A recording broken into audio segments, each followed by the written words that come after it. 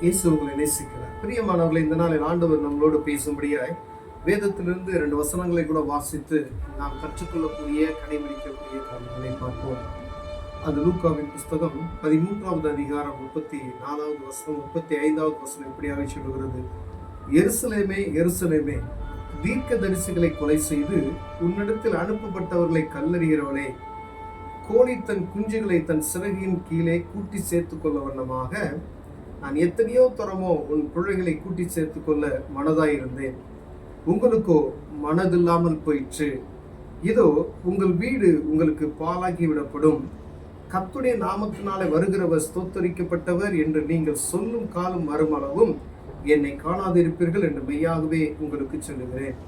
இதோ உங்கள் வீடு பாலாக்க விடப்படும்.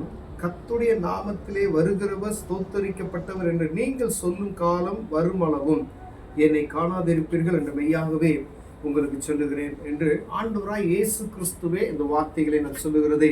புதிய ஏற்பாட்டின் காலத்தில் அவர் ஊழியம் செய்த பொழுது ஆண்டவர் சொல்லுவார், எருசலேமை பார்த்து, எருசலேமில் இருக்கக்கூடிய ஜனங்களை பார்த்து ஆண்டவர் சொல்லுகிறார், எருசலேமே, எருசலேமே, தீர்க்க தரிசிகளை கொலை செய்தவளே அப்படின்னு சொல்லி ஆண்டவர் பேசுகிறார். அதாவது தேசம், ஒரு வீடு, ஒரு குடும்பம் எல்லாமே நம்ம ஒரு வீட்டுக்குள்ள இருந்து தான் நம்ம நிறைய பார்க்குறோம். ஒரு வீடு இருக்குன்னா அந்த வீட்டுக்குள்ள கடக்கக்கூடிய காரியம், அதுக்கடுத்து நம்ம சபையில் இருக்கக்கூடிய காரியம், இதை தான் ஆண்டவர் குறிக்கிறது. எருசலேம் அப்படின்னு சொல்லும் பொழுது உங்க வீடா இருக்கலாம், வீடு எருசலேமா இருக்கலாம், ஏதாவது ஒரு சபையா இருக்கலாம்.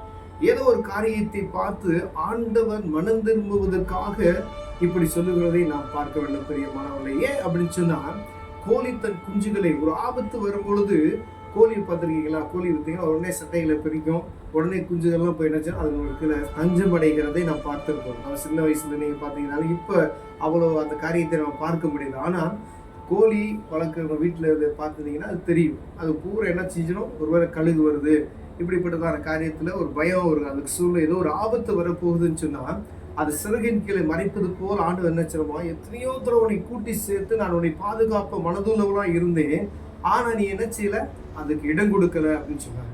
ஆண்டவர் ஒவ்வொரு நாளும் தன்னுடைய பிள்ளைகளுக்கு, தேசத்துல இருக்க எல்லாம் பிள்ளை, எருசலேம் அப்படின்னு சொன்னா எருசலேம் இல்லை, இந்த அது மாத்திரம் இல்லை, உலகத்தில் இருக்கக்கூடிய ஆண்டவரை விசுவாசிக்கக்கூடிய யாராக இருந்தாலும் சரி, அவரை விசுவாசிக்கிற ஒவ்வொருவருக்கும் ஆண்டவர் சொல்லுகிற வார்த்தை இது.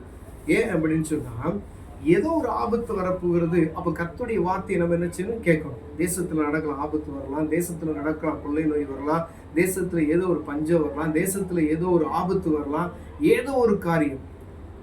ஆனா அதுல இருந்து தப்பித்துக் கொள்ளும்படியா ஆண்டவர் ஒவ்வொரு தடவையும் ஆண்டவர் நமக்கு என்ன செய்ய, முன்னெச்சரிப்பை கொடுத்து கொண்டே இருக்கிறதை ஆண்டவர் உரைக்கிறார். பிரியமா, ஒருவேளை செவி கொடுக்காதபடிக்கு நம்ம இருக்கிறோம் அப்படின்னு சொன்னா ஆண்டவர் என்ன சொல்ற, உங்க இடத்துல அனுப்பப்பட்டவர்களே, அதாவது ஊழியர்களை அனுப்பப்பட்டா அவங்களுக்கு செவி கொடுக்காதபடி தீர்க்க தரிசிகளை அற்பமா எண்ணக்கூடிய ஆட்கள், அதாவது அவர்கள் என்ன கல்லெறிகிறவர்களே அப்படின்னு சொல்லலாம். இப்போ பாருங்க, நம்ம கிறிஸ்தவர்களா இருப்போம், ஆனா பக்தி வைராக்கியத்தை எங்க வச்சிருக்கோம் அப்படின்னு சொல்லி பார்க்கணும்.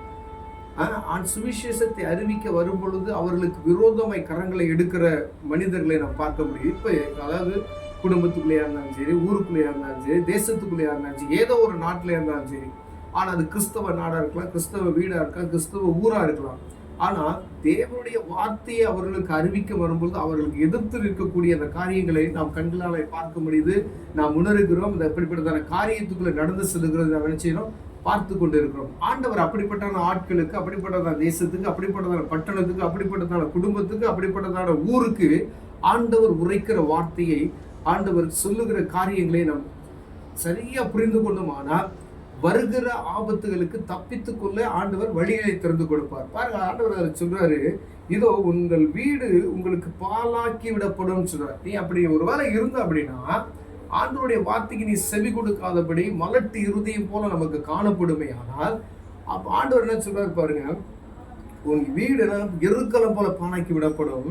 கர்த்தருடைய நாமத்திலே வருகிறவர் ஸ்தோத்தரிக்கப்பட்டவர் என்று நீங்கள் சொல்லும் காலம் வரவும், எப்ப நீ தான் ஆண்டவர் சொல்லுகிறியோ அப்போ வரைக்கும் அந்த இது என்ன செய்ய மாறாது அப்படின்னு சொல்ல. நீ அப்ப தெய்வத்தை என்னைக்கு அறியணும், நீ எப்ப தேவனை தேடுவ, எப்ப கடவுளை நீ பார்ப்ப, அந்த உணர்வு உனக்குள்ள எப்போ வருதோ, அந்த பரிசுத்த ஆவியின் அபிஷேகத்தை நீ பெற்றுக்கொள்ளும் பொழுது, வேதத்தை வாசிக்கும் பொழுது, ஆண்டவர் அவர் இருக்கிறார், அவர் தான் கடவுள் அப்படின்னு சொல்லி இருதயத்துல எப்ப நீ நினைக்கிறியோ அப்பதான் அந்த காரியம் மாறுன்னு சொல்றாரு. ஒருவேளை அதை நீங்க ஒரு நாள் தள்ளி போடலாம், 2 நாள் தள்ளி போடலாம். ஆனா கால தாமதம் ஆக ஆக நம்முடைய வீடு பாழாய் கிடக்கும் என்று ஆண்டவர் சொல்லுகிறார் பிரியமானவர்களே. ஒருவேளை இதை ஆண்டவருடைய பிள்ளைகளுக்கு தான் ஆண்டவர் சொல்றார். ஆனால் கர்த்தரை விசுவாசிக்கிற ஒவ்வொருவருக்கும் ஆண்டவர் சொல்லுகிறார். ஆனா நான் கிறிஸ்தவன் என்று சொல்லிவிட்டு அதை கடைபிடிக்காதபடிக்கு ஆண்டவர் குடிக்க மகிமையை வேற யாருக்காவது நான் கொடுத்தேன்னு வச்சுக்கோங்களேன், அவர்களுக்கும் இது ஆண்டவர் சொல்லுகிறார் தெரியும். ஒருவேளை கர்த்தர் தான் தெய்வம், அவர் என்று வேற தெய்வம் இல்லை. இயேசு கிறிஸ்து நானே வழியும் சத்தியம் ஜீவனுமா இருக்கிறேன் என்று சொல்லியிருக்கிறார். அப்ப நான் அவருக்கு நம்ம செவி கொடுக்கிறதுக்கு நாம் கடமைப்பட்டு இருக்கிறவங்களா இருக்க வேண்டும். ஒருவேளை இதை கேட்டுக்கொண்டு இருக்கிற என் அன்பு சகோதரனே சகோதரி, நீங்க யாரா இருந்தாலும் சரி, கோழி தன் குஞ்சுகளை கூட்டி சேர்க்கிற வண்ணமாய் ஆண்டவர் ஒவ்வொரு தடவையும் சமூகத்துல வந்தார். அவனுக்கு வரக்கூடிய ஆபத்திலிருந்து உன்னை பாதுகாக்குவதற்காக. ஐயா, நம்ம நடந்து செல்லும் பொழுது கால் தடறி கீழே விழுகும்போது ஆண்டவர் நிஜமா கரங்களை பிடித்து அவர் நடத்துகிறவராக இருக்கிறார். அப்படிப்பட்ட ஒவ்வொரு ஆபத்திலையும் நம்மளை பாதுகாத்து கொண்டு இருக்கிறார். அதே போலதான் சொல்றாரு, அவனை எத்தனையோ பாதுகாக்க வந்தேன், நீ ஆனா எனக்கு என்ன செய்யல, செவி கொடுக்காம இருக்கிற அப்படின்னு சொல்லி.